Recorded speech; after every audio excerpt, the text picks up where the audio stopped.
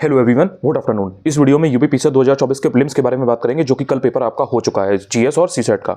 सबसे पहली चीज़ तो ये कि पेपर आसान था, टफ था या मिक्स्ड पेपर था, कैसा पेपर था इसके बारे में बात करेंगे कि उसका स्टैंडर्ड कैसा था। दूसरी चीज़ ये कि कट ऑफ कितनी जा सकती है उसके बारे में बात करेंगे, क्योंकि कहीं ना कहीं आपको मेंस के लिए लगना होगा। और तीसरी फिर चीज़ ये है कि मेन जो आंसर की वगैरह है वो कब तक आ सकती है और कैसे सारी चीज़ें हैं। सबसे पहले पेपर का लेवल आसान था या टफ था या मिक्स था? पेपर का लेवल टफ था, ईजी किसी एंगल से नहीं था, मॉडरेट भी आप ऐसा नहीं कह सकते, क्योंकि ये यूपीपीएससी का पेपर है, ये यूपीएससी का पेपर नहीं था, ये यूपीपीएससी का पेपर था। और उसमें 2 घंटे में 150 क्वेश्चंस को 150 क्वेश्चंस को करना कहीं ना कहीं अपने आप में चैलेंजिंग था, टफ था। और एक्चुअल में एग्जाम की जो कंडीशंस होती हैं, यानी कि जब आप एग्जाम हॉल में बैठ करके पेपर देते हो तो वो जो सिनेरियो होता है वो डिफरेंट होता है। वहां पर एंजाइटी होती है, स्ट्रेस होता है, बहुत सारी चीजें होती हैं जो उस टाइम पर काम करती हैं। बहुत सारे फैक्टर्स ऐसे होते हैं जो काम करते हैं। कहीं ना कहीं ठंड का मौसम था, दूर आपके सेंटर पड़े हुए थे, तो वो सारी जो फैक्टर्स हैं वो मिला करके जो आपका पेपर था। और उसमें जो क्वेश्चंस का नेचर था, अगर आप देखोगे 2-2, 3-3 स्टेटमेंट वाले क्वेश्चन आ रहे हैं। जो पहले सिंगल लाइन के क्वेश्चन आ जाते थे, सिर्फ आपसे एक फैक्ट पूछ करके आपको क्वेश्चन का आंसर मिल जाता था। कहीं ना कहीं अब वहां पर उन्होंने एक ही क्वेश्चन में 3-3, 4-4 जो फैक्ट हैं उनको आपसे जानने की कोशिश की है। पहले जो पेपर है वो सिर्फ और सिर्फ फैक्चुअल बेसिस ज्यादा होता था, कॉन्सेप्चुअल क्वेश्चन बहुत ही कम होते थे। 5, 6, 10 क्वेश्चन अगर आ गए 150 में से तो वो एक बड़ी बात होती थी, बस उतना ही होता था। अब इन्होंने कॉन्सेप्ट और फैक्ट को दोनों को मिला दिया है, एक मिक्स्ड पैटर्न है। ऐसा नहीं है कि सिर्फ कॉन्सेप्ट पूछे हो, ऐसा भी नहीं है कि सिर्फ फैक्ट पूछे हो, दोनों को मिला दिया है। अगर आप बात करोगे यूपीएससी की, तो वहां पर आपने देखा होगा कि ज्यादातर मतलब फैक्ट बहुत कम पूछे जाते हैं। जनरली जो पेपर है वो एनालिटिकल नेचर का होता है, कॉन्सेप्चुअल पेपर ज्यादा होता है। कभी कभी बीच में कुछ फैक्ट आए तो वो तो एक अलग बात है, तो वो तो थोड़ा बहुत तो रहता ही है, बेसिक है उतना, लेकिन बहुत ज्यादा फैक्ट ओरिएंटेड पेपर नहीं होता है।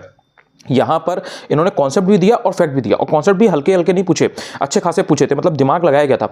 1.5 साल के बाद यूपीपीएससी का पेपर हुआ है, आपको पता है 2023 में हुआ था मई में, उसके बाद से पेपर नहीं हुआ था। तो 1.5 साल के बाद जब पेपर बनाया है तो बहुत तगड़ा पेपर बनाया था। और वहां पर जब इतने लेंदी क्वेश्चन होते हैं तो उनको पढ़ने में टाइम लगता है, क्योंकि स्टेटमेंट है, देन फैक्ट पूछा है, क्रोनोलॉजी सेट करने को पूछा है। तो वो जो डेट एग्जैक्ट पूछी है, देखो है तो कायदे में फैक्ट, लेकिन वो जो क्रोनोलॉजी में सेट करने से पूछा है वो भी 4-4 का। जैसे सिर्फ आपसे एक चीज पूछ दे कि भाई ये इंपॉर्टेंट डे कब होता है, बना दो, ये इंपॉर्टेंट एक्सरसाइज कब होती है, बना दो। अब इन्होंने क्या किया इस बार कि जो 4 एक्सरसाइज हैं उनको एक ही क्वेश्चन में दे दिया। जो इंपॉर्टेंट डेज होते थे, पहले एक आपसे पूछता था ओजोन डे बता दो, वेटलैंड डे बता दो कब मनाते हैं, वाइल्ड लाइफ वीक बता दो, ऐसे करके बताते पूछते थे। अब इन्होंने क्या किया, एक ही क्वेश्चन में 4 आपसे पूछ लिए, और सिर्फ 4 पूछे नहीं है या एलिमिनेट करने को नहीं दिया, उसमें कह दिया कि इसको क्रोनोलॉजी में सेट करो। मतलब आपको 4 में से कम 2 से 3 मालूम होना चाहिए, तब आप वहां पर क्रोनोलॉजी सेट कर पाओगे। बेसिकली जो इंपॉर्टेंट डेज हैं उनको भी इन्होंने एकदम हल्के में आपको एक क्वेश्चन नहीं दिया, उसमें भी आपसे प्रॉपर मेहनत मांगी है। चीजें वही आई, मतलब घूम फिर के चीजें जो हैं वो आपकी पढ़ी हुई है, कुछ कुछ उस पैटर्न पर हैं। जैसे सस्टेनेबल डेवलपमेंट के बारे में पूछ रहे हैं, या इंपॉर्टेंट डेज के बारे में पूछ रहे हैं, या जो बुक्स पूछते हैं इंपॉर्टेंट हिस्टोरियन वगैरह की, या कोई अगर बहुत पॉपुलर चल रही होती है, तो पूछा तो इन्होंने वही टॉपिक, लेकिन उसके अंदर जो पूछने का तरीका है उसको इन्होंने थोड़ा सा डिफरेंट कर दिया था, उससे पेपर को टफ बना दिया। आपने कितने क्वेश्चंस को अटेम्प्ट किया आप बताइए। अगर आप मेरे टेलीग्राम चैनल से जुड़े हुए हैं अनुज चतुर्वेदी ऑफिशियल, या फिर आप यूट्यूब से यहाँ से जुड़े हुए हैं, या फिर आप व्हाट्सएप पर जुड़े हुए हैं, कहीं से भी आप जुड़े हो, तो आपका पर्सनल लेवल पे आपने कितने क्वेश्चंस को अटेम्प्ट किया, अभी आपको क्या लग रहा है कि आपके कितने क्वेश्चन सही हैं या कितने क्वेश्चन आपके गलत हो सकते हैं। और कहीं ना कहीं आपका पेपर जो ओवरऑल रहा है उसको आप शेयर करिए, सो दैट उससे पता लगेगा कि एक्चुअल में कितने लोगों ने सिंसियरली, क्योंकि काफी लोग ऐसे हैं जिन्होंने काफी सिंसियरली पढ़ाई की थी, तो उनके अटेम्प्ट कितने जा रहे हैं, उनके लगभग कितने सही हो रहे हैं, कितने गलत हो रहे हैं। अब मेन चीज ये है कि आंसर की आपकी 2 से 3 दिन में आयोग कभी भी दे देगा। जनरली पहले तो 3-4 दिन में आ जाती थी, अब हो सकता है आयोग इस बार जल्दी भी दे दे। तो आयोग की जो आंसर की आएगी उससे मिलाइएगा। अभी क्या होगा कि बहुत सारे वीडियोस रहेंगे, तो अगर आपको बहुत ज्यादा एक एंजाइटी हो रही है, स्ट्रेस हो रहा हो कि इस क्वेश्चन का आंसर क्या होगा, और बहुत ज्यादा आप इच्छुक हो मिलाने के, बहुत ज्यादा आपकी विलिंगनेस आ रही हो, तो आप मिला लीजिए। वरना अभी आप उसे ना मिलाइए, क्योंकि होता क्या है कि जो अभी आंसर की आती है जनरली उसमें कुछ ना कुछ गलतियां होती है, और आयोग की तो वो है नहीं, क्योंकि वो आयोग तो अपना मानेगा, तो जो आयोग आंसर मानेगा वो कहीं ना कहीं मैटर करेगा। तो इसलिए अगर आप ना मिलाएं तो ज्यादा बेहतर है, क्योंकि उससे आपको फालतू का एक स्ट्रेस क्रिएट होगा दिमाग में। तो जब आयोग की आंसर की आ जाएगी उससे आप मिलाइएगा कि आपके नेट में कितने क्वेश्चंस बन रहे हैं, कितने आपने अटेम्प्ट किए थे, कितने आपके सही हुए, कितने गलत हुए, क्योंकि वही फाइनल होगा। उसी में जो भी अगर कोई क्वेश्चन ऐसा होगा कि जिसमें आंसर डिफर वगैरह होगा और आयोग बाद में चेंज करेगा, तो एक अलग बात है, वो 1-2-3 क्वेश्चन का होगा तो होगा।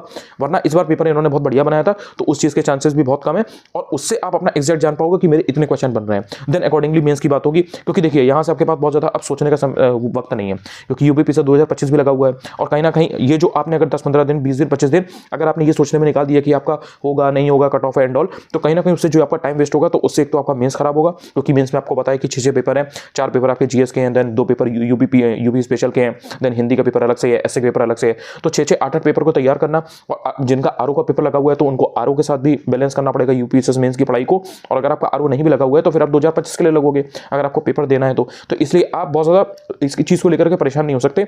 आपको 1-2 दिन रेस्ट तो करना चाहिए, क्योंकि आपने लगातार पढ़ाई की है, ठंड का मौसम था, आपने ट्रैवल भी किया, तो कहीं ना कहीं 1-2 दिन आप कर लीजिए। 25 दिसंबर भी है, मेरी क्रिसमस है, उसके बाद में लगिए।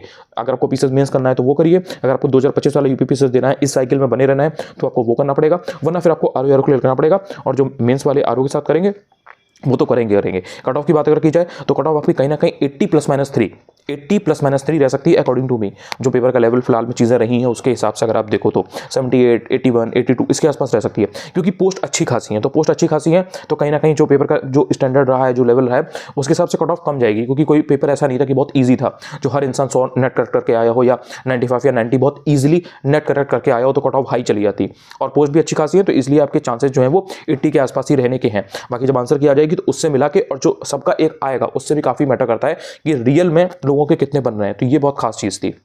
देखो, पेपर को टफ बनाने में जो एक बहुत इंपॉर्टेंट फैक्टर था वो ये था कि फिक्स्ड क्वेश्चंस नहीं थे। जैसे आपको पता होता है कि आप पेपर के पहले जब तैयारी कर रहे होते तो आप ये फिक्स्ड माइंडसेट के साथ जाते हो कि यार एनर्जी का एक क्वेश्चन पूछेगा, एनर्जी का डेटा पूछेगा, एग्रीकल्चर का डेटा पूछेगा, मिनरल का डेटा पूछेगा, ये वाले क्वेश्चन इतने पूछेगा, इससे 2 क्वेश्चन आएंगे, इससे 4 क्वेश्चन आएंगे। ये आप पूरा अपना एक खाका तैयार करके जाते हो। और जब वहां पर आप एग्जाम में गए तो आपने देखा कि चीजें तो पूछी गई हैं पीवाईक्यू से, ऐसा नहीं है कि पीवाईक्यू से चीजें रिपीट नहीं हुई, लेकिन जो पूछने का तरीका था क्योंकि वो डिफरेंट था और जो फिक्स्ड क्वेश्चन थे वो नहीं थे। जैसे आप मिनरल का डेटा पूरा रट के जा रहे हो कि इंडिया में कहां पर कौन सी चीज मिल रही है, कहां पर किस चीज की माइन है, आप वर्ल्ड लेवल पर पूरा ये चीज रट के जा रहे हो कि कहां पर कौन सी मिनरल माइन मिल रहा है, कौन सी कंट्री किस मिनरल के लिए पॉपुलर है। आप एग्रीकल्चर का डेटा पूरा रट के जा रहे हो कि भैया आलू कहां पर हो रहा है, गन्ना कहां पर हो रहा है, जो डिफरेंट जो कमोडिटी है वो कहां पर कौन की स्टेट ज्यादा प्रोड्यूस कर रहा है, वर्ल्ड लेवल पर कौन नंबर 1 है, कौन नंबर 2 है। आप नंबर 1, नंबर 2, नंबर 3 याद करते रह गए, वहां पर उन्होंने ये सब पूछा ही नहीं। ठीक है, आप 15-15, 20-20 घंटे के मैराथन वीडियो लगातार लगे हुए थे, ये भी कवर कर रहे थे, वो भी कवर कर रहे थे, लगातार जो ईयरली करंट अफेयर्स मैगजीन आता है आप उसको पूरा रट रहे थे। मतलब एक एक टॉपिक, एक एक लाइन को आप रट रहे थे कि इसमें से तो अगर ये मैगजीन पढ़ ली तो मेरे 30 क्वेश्चन पक्के हैं। ये वाले माइंडसेट के साथ इंसान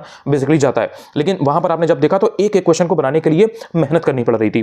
जब फिक्स्ड क्वेश्चंस होते हैं तो जैसे ही आप एग्जाम हॉल में एंटर हुए और आपको पेपर मिला और आपका पेपर शुरू हुआ, तो स्टार्टिंग का जो आधा या 1 घंटे या 45 मिनट का समय होता है, जो हर कैंडिडेट के लिए अलग अलग होता है फर्स्ट राउंड का, उस फर्स्ट राउंड में जब 30 से 40, 50 क्वेश्चन, 60 क्वेश्चन, 80 क्वेश्चन इंसान के निकल जाते हैं, तो बाकी का पेपर जो है थोड़ा सा ईजी हो जाता है कि चलो मेरे 60 बन गए, अब मुझे अगली के 40 बनाने हैं, इस तरीके से होता है। लेकिन जब स्टार्टिंग के 60 जो एक राउंड है, आपका पहला राउंड है, उसमें स्टार्टिंग में 40, 50, 60 क्वेश्चन, 70 क्वेश्चन नहीं निकलते हैं और एक एक क्वेश्चन को आपको के लिए आपको फाइट करनी पड़ती है, तो वो पेपर को टफ बना देता है। पेपर बिल्कुल इसी तरह का था। ऐसा नहीं था कि आपने एकदम से 1 घंटे में निकाले 70-80 क्वेश्चन, आपने 70-80 क्वेश्चन एकदम से कर लिए और उसके बाद में फिर जो अगले आपको 10-15-20 क्वेश्चन करने हैं उसमें आपने देखा हो। और यहाँ पर बिकॉज ऑप्शंस आपको एलिमिनेट करने पड़ रहे थे, स्टेटमेंट वगैरह जो है आपको क्रॉस चेक करनी पड़ रही थी, तो वो टाइम लग रहा था। ऐसा नहीं था कि आपने उस क्वेश्चन देखा, टिक मार दिया। ऐसे बहुत कम क्वेश्चन थे। जैसे वो विटामिन वाला क्वेश्चन था, वो हर साल आता है, मतलब ऑलमोस्ट वो आपने देखा होगा हर साल रिपीट होता है, 2018 से रिपीट हो रहा है। वो ऐसे क्वेश्चन थे कि आपने देखा, आपने अब जैसे वो डायबिटीज वाला क्वेश्चन आया था जो पेनक्रियाज वाला था, तो वो सारे क्वेश्चन ऐसे कि आपने देखा मार दिया। बस वो 10-15-20 क्वेश्चन ऐसे थे जो आप कहीं ना कहीं 10 मिनट में लगा सकते हो, 10 मिनट में 20 क्वेश्चन या 25 क्वेश्चन।